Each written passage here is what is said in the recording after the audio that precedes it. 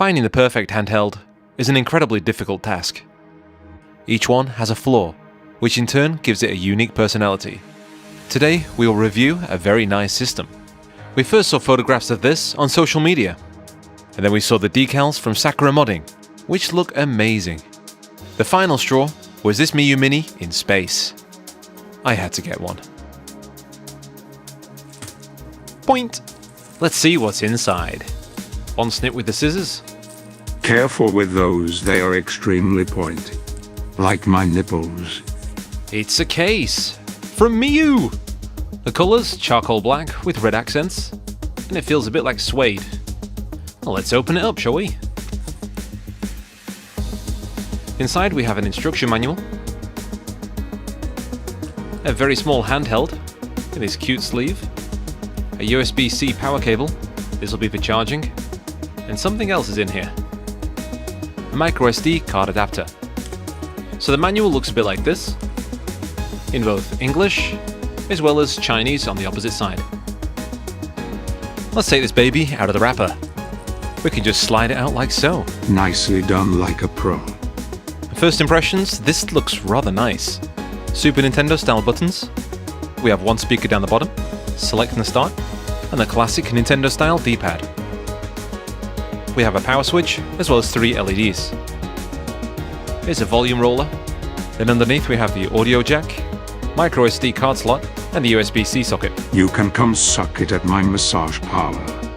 The micro SD card is 32 gigabytes with no branding. Around the back we have L and R buttons, 2 for each, and those in the center are slightly raised. Inside the battery compartment, there's a 2000 mAh lithium-ion battery. As you have access to this, once the battery snuffs it, you should be able to change it out. Before we continue, let's unpeel this thing. Nice! The buttons feel a lot like Smarties, light but firm. And the D-pad? Yeah, it feels pretty good. Not squishy, not clicky either. These center buttons are kind of awkward to get to, but it's doable. The only system you'll need these for is probably PlayStation 1. We're going to put it next to the Retroid Pocket 2 Plus. In comparison, the screen is slightly smaller, but the unit itself is far more compact. We can say the same thing for the RG351V. Obviously, these systems are far more powerful, but this little Miyoo is just so compact. It can fit in my wallet. Almost. It's a dual-core processor at 1.2 GHz, 128 megs of DDR3, and a 2.8-inch IPS screen at 480p. Not bad.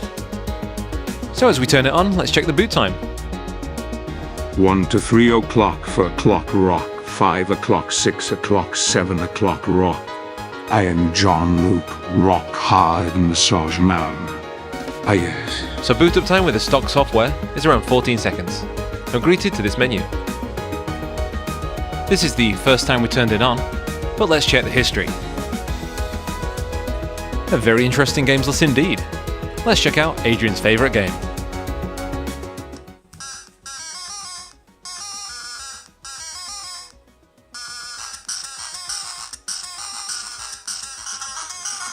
So while I was playing this game, I had a massive grin on my face. Just picking up and playing this, it was just so much fun. To get to the quick menu, we push this button here. Then we can save state, load state, and go to this emulator's native menu. We've seen this screen before on the Powkiddy Q90. We can only change the scale of the screen to either be smaller, the same as earlier, or to stretch to full size. From that quick menu we can also quit out and check the rest of the UI. Next section is for favorites. We can add games here by highlighting one and then pushing the button in the center. We have quite a few systems here. Nintendo, Game Boy Advance, Mega Drive, Super Nintendo, PlayStation, Master System, WonderSwan, and many more. Let's see what we have out of the box. First up is Famicom or Nintendo. The game list is packed with Japanese or translated to English ROMs. Trying a few of these translations uncovers a throne of lies. The best thing you can do is play arcade games. It's quite obvious from the get-go that this screen is pretty fantastic. The blacks are really dark, and the colours are nice and vibrant. If we check the native menu here, it seems to be RetroArch. Plenty of options to play with. The Game Boy list is a big mix of everything, but listen to this. Yeah, the very, very high pitch. Ah! This is exactly the same thing we had with the Q90. The more popular games will work fine, but to fix that sound issue, we need to change emulator. For the Game Boy Advance, we have mostly USA releases. Even though the screen is 4:3, this looks and plays fantastic. The Mega Drive Genesis list is full of releases around the world, but if you listen closely, the audio is a few milliseconds off. We looked through the menu, but there is no easy fix here. There is an alternative solution later on in the video. Here's the Super Nintendo games list, and playing the games is no problem, especially when you have these coloured buttons. The PlayStation list is quite short, but there is sound delay here, much like the Mega Drive. The game here seems to be running full speed, so the system is quite capable. We again checked through the options, but there was nothing. Next up, Master System. There's a mixed list, and the games are running rather well. The WonderSwan colour list is mostly Japanese, and there are no issues here.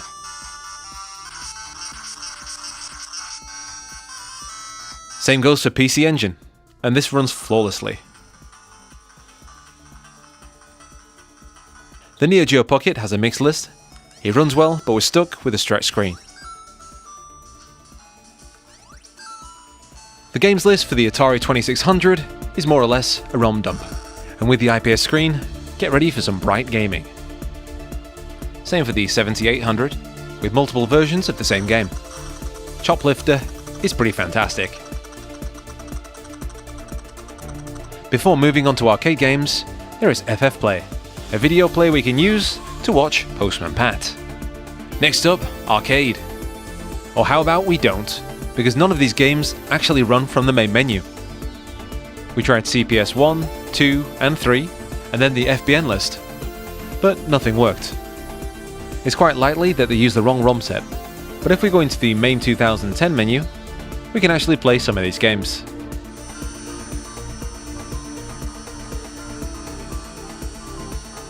Games in the main plus menu also worked.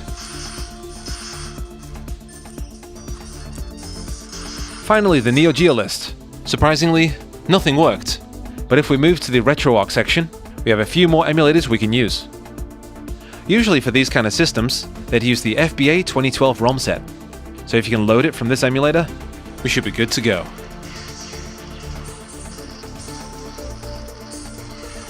As this is RetroArch, we can push this button, go to Options, and then flip on Vertical Mode. We can also change controls and screen settings too, if we wish. For doing this, we can play CPS 1 games, CPS 2 games, as well as CPS 3 games.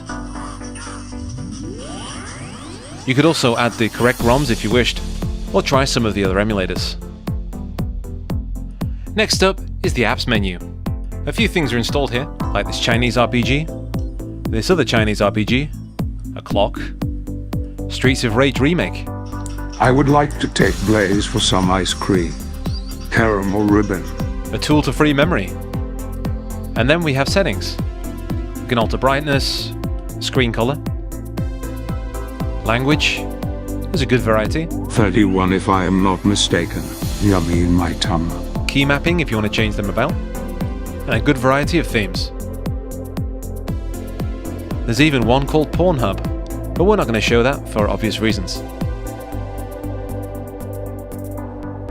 Other options in this menu are Hibernate, Fixes, Factory Reset, and Device Info. In order to fix our problems regarding the Game Boy, Mega Drive, and PlayStation, we're going to install Onion. This is custom software available for free on GitHub. There is a very simple to follow guide, and we recommend doing this on a new, reliable microSD. If your memory card is kinda dodgy, it may corrupt your data and save games. To install Onion, first download this file, then extract it to a FAT32 formatted microSD card.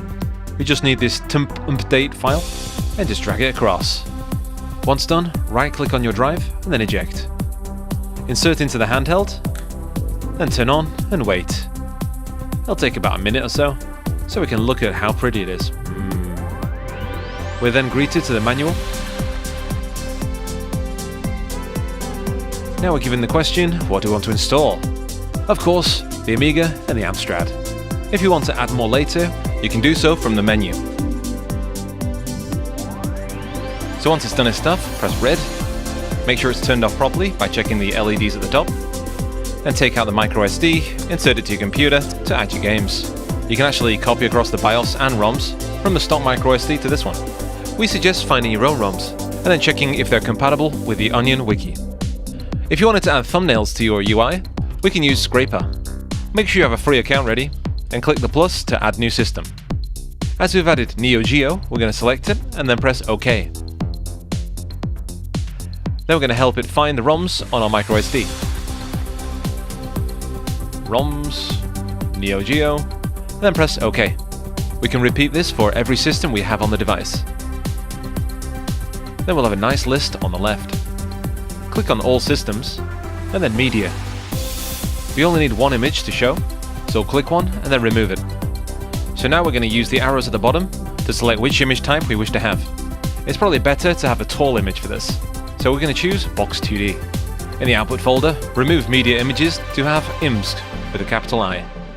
So now this is all set up, we can push the play button at the bottom right, and this will grab all of the images for the games. This will take a few minutes, but it's well worth it. Moving back to the Miyoo now, with thumbnails, this looks way better. Just be aware that if you use screenshots, especially in landscape mode, they'd look tiny. The sound issues we have with Game Boy are all fixed. The same applies for Mega Drive and PlayStation 1. No more delay.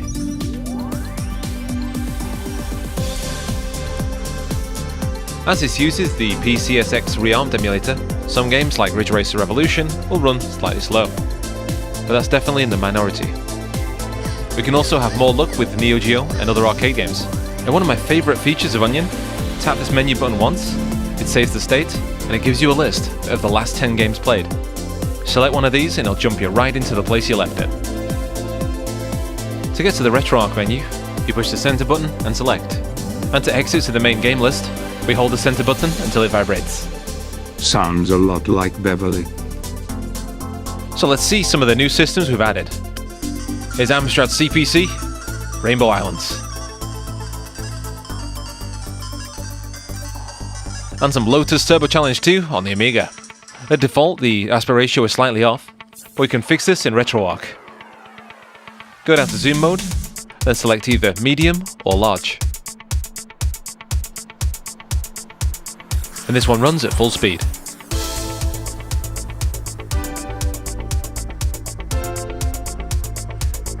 And Jim Power, no chance. With performance being similar to a Raspberry Pi 3, we could try using Frameskip to make this playable. But let's see what this unit can push out. 32X.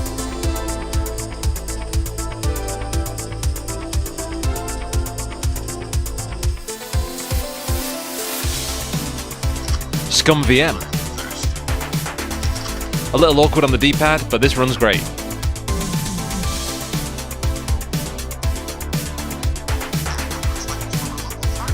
The Board of Doom.